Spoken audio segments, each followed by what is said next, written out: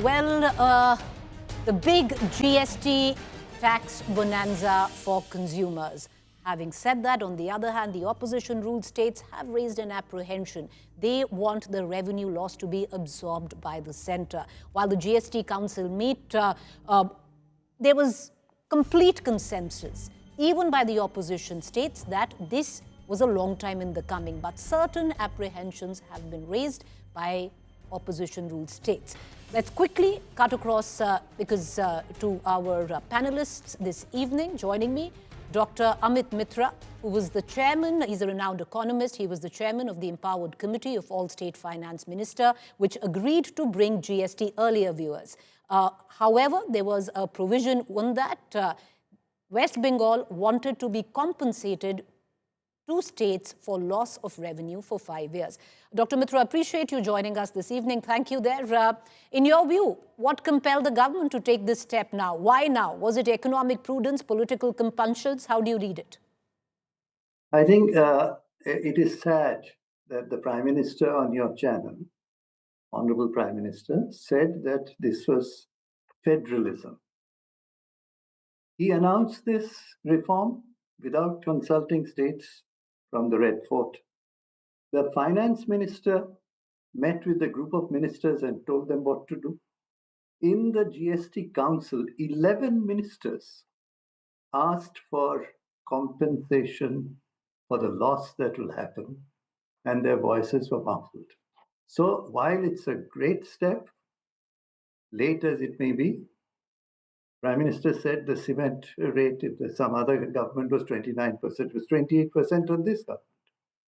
So late as ever, it's a very good step, provided the common people get the benefit of this reduction. Why do I say that? Because there was a committee called the Anti-Profiteering Authority, which made sure that the lower GST would be passed on to the consumers. That committee has sunset. So I'm not sure that this will be the case.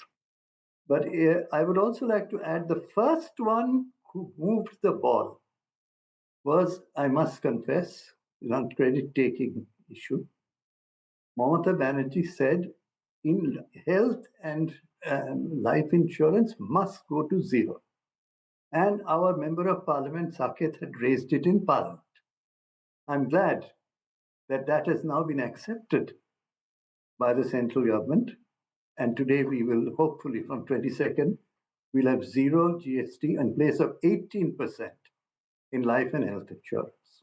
But the key point is, what happens to the revenues of the states and how do they get compensated? As you said, when we started GST, central government agreed for 5 years to compensate the states, Arun Jaitley.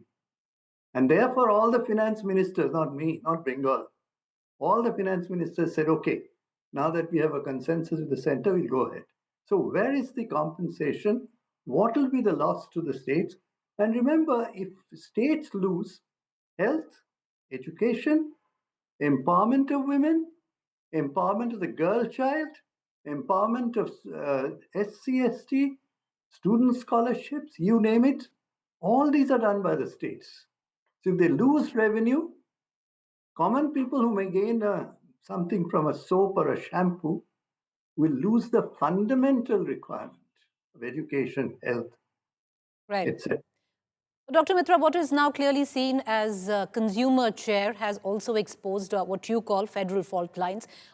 West Bengal government had warned that the revised GST could cost, and correct me if I'm wrong, could cost the state around 477 billion rupees. How valid now do you think are these concerns? Is that number actually correct? And should the center, which you did ask even during the council meet, which is West Bengal, had asked for it, along with other opposition ruled states, that compensation be given? Yes, I think we must remember it's not West Bengal alone. 11 ministers, 8 of whom are opposition ministers, 1 chief minister who's not, 1 from Northeast, and 1 other minister from BJP on written note said we are very worried about the loss of revenue. My problem is, in the press conference, The revenue secretary said, after some prodding by the journalist, that the revenue loss will be 48,000 crores. 48,000 crores. But he added a rider which nobody noticed. But Dr. Mitra, he said revenue implication. He didn't say revenue loss. Well, he insisted don't call it loss, but we all know that it is essentially loss of revenue. You can keep on saying implication, I'm not willing to buy. It's a loss. Now, he also added, we have not decided on the supply chain how much should be lost. Let me explain that. You buy a bottle of shampoo. That shampoo has surfactants, sulfate, all those are charged at 18%. So what does the producer do? They take that, require it as input tax credit, and comes back and said, look, compensate me, I paid 18% tax on these. Now the government of India and the states will have to pay that person. It's called refund. Now imagine thousands of inputs which are above this 5%, they're about 18%. All of those will come back and ask for input tax credit, all of which have to be refunded.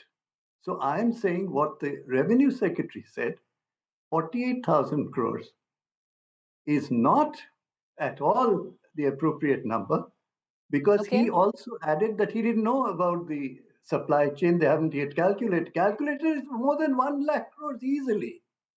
Okay. But